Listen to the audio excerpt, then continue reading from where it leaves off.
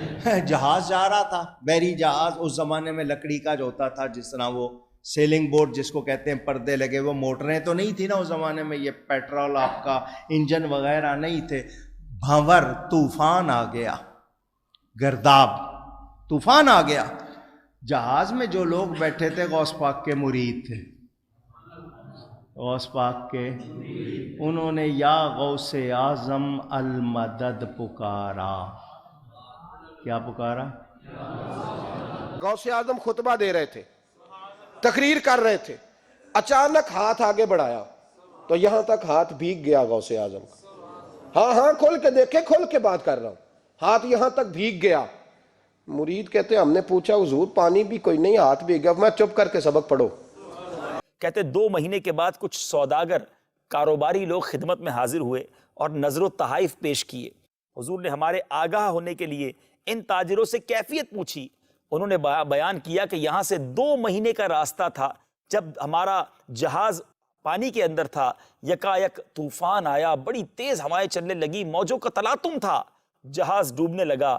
گھبراہٹ میں کچھ بن نہ پڑا، یا شیخ عبد القادر جیلانی المدد کا نعرہ لگایا.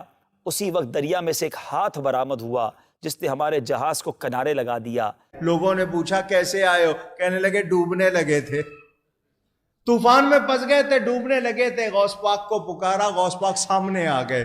فرمایا گھبراؤ نہیں. آپ نے ہاتھ سے دھکا دے کے جہاز کو طوفان سے نکالا. ان کا کون سا دن تھا، کون سی تاریخ؟ انہوں نے بتایا. انہوں نے نکال کے دیکھا، وہی تاریخ تھی، وہی وقت تھا، وہی منٹ تھے.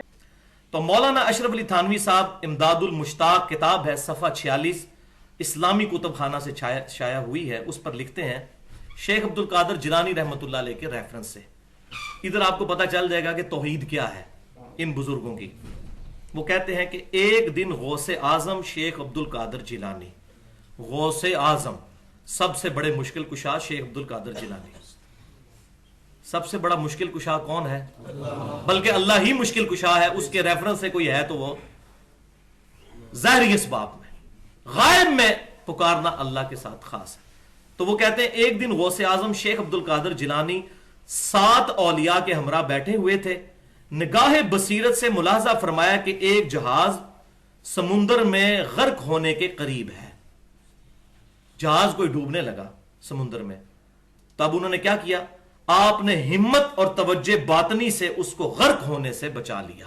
وَلِعَاذُ بِاللَّهِ تَعَالَى.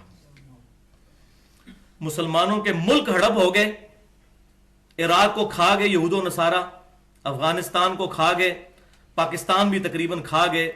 لیکن اب کوئی بزرگ توجہ باطنی فرما کے ان کو ہلاک نہیں کر رہے، کیونکہ اب تو میڈیا بہت عام ہے، وہ بزرگوں کو ٹی وی پر لے آئیں گے. تو پرانی باتیں تو جو بھی کوئی کر لے، سن سنا کے سننی، ہم کہتے ہیں پڑھ پڑھا کے سننی ہو. اچھا، اب اس کے مقابلے پر قرآن پاک میں وحی کا فیصلہ کیا ہے؟ بسم اللہ الرحمن الرحیم. اَمَّن يُجِيبُ الْمُضْطَرَّ إِذَا دَعَاهُ وَيَكْشِفُ السُّوءَ. بھلا کون ہے جو کہ قبول کرتا ہے بے قرار کی فریاد کو جب وہ اس کو پکارتا ہے اور وہ اس کی تکلیف بھی دور کر دیتا ہے. وَيَجْعَلُكُمْ خُلَفَاءَ الْأَرْضِ. اور تمہیں اگلوں کا دنیا میں خلیفہ بناتا ہے. تمہارے ماں باپ مر جاتے ہیں، ان کی جگہ تمہیں دنیا میں بساتا ہے. اَإِلَٰهٌ مَّعَ اللَّهِ.